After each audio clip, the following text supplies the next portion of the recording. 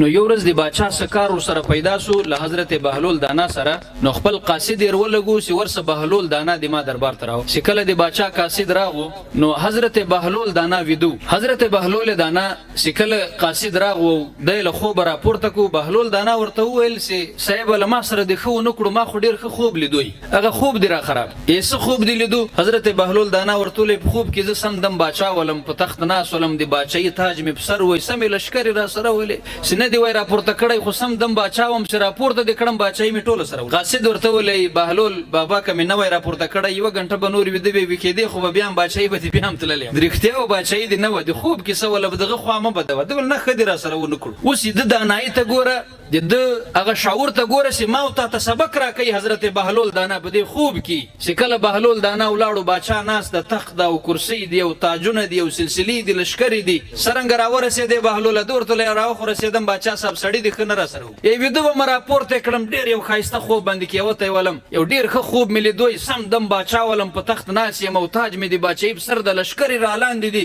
دی را غوې خورولم سترګې می را رڼې کړې باچای می سره ولاړ باچا ورته وخندلې بهلول خلکو جمر ویدلی او ستې ډېرې د دانایی او د حکمت خبرې کې خو نن خو داسې ناشو د مجلس شروع کړی ده په خوب د خوا بده د کده نه وای راپورته کړی بیا خوب هم راپورته کېدی یوه غنټه لا دوه غنټه لا به ټوله ورځ ویده وې راپورته کېدی خو به بېشکه راپورته کېدم یو خو چې راپورته سوی وای باچایي د بیا هم تله چې راپورته سوی وای باچایي د بیا هم تله سترګې به دې لوسې کړې وې باچایي دې تله نو اصل باچایي که ګورې نو ما ته راوګوره چې اصل حقیقت کې تختم را سره ده حقیقت کې مې د باچایي تاج هم په سر ده حقیقت کې لشکر هم را سره دی حقیقت کې زورورم یم مال او دولتم لرم واکم لرم هر څه لرم دې ته باچایي یای هغه د تاول خوب وا چې ټکی سو پیغه خو ما بده بهلول دانا ورته وخندلې باچا ګل کب د غوړو کې سي بیا خو ما او د تا دی باچایي ولا که سمره پرک خوې نو باچا ګل سمره پرک ولا که ما او د تا دی باچایي باچا ورته لې تاول خوب جالي غوندې کار وای زه په حقیقت کې باچایم دامه تاج د دامه تخت د دامه زور ده او د تاول خوب ختم سو دورته لې باچا صاحب وایرو زه به درته بیان کوم چې پرک ولې نستا یې سرنګ زه په پټو سترګو باچاوم خوب ملي دوسی دا پټي میرا لوسی کړلې باچایي ولاړه ته پرنو سترګو باچای سي دارنې سترګې دې پټي سي باچایي بدی ولاړه اي نیک ګالس خبره دومره ده چې د ما پټي سترګې لوسی سولې باچایي راځي ولاړه د تا به لوسی سترګې پټي سي باچایي بدی ولاړه سي دغه پر کې ده باچا خو دماغ وچرخې دوسی دا څه خبره راته وکړه اته ورته بهلول یو د کم غني پر کې ولا که پر کې سرنګ سي د ما خوب به اعتبار وای سي کلم راپورته کېدای سم سترګې ملوسي دای سي دغه سي د تا د ژوند به اعتبار د کله د مسترګې پټې دای سي کني باچا راته ولي کدر سو بزوند دي تا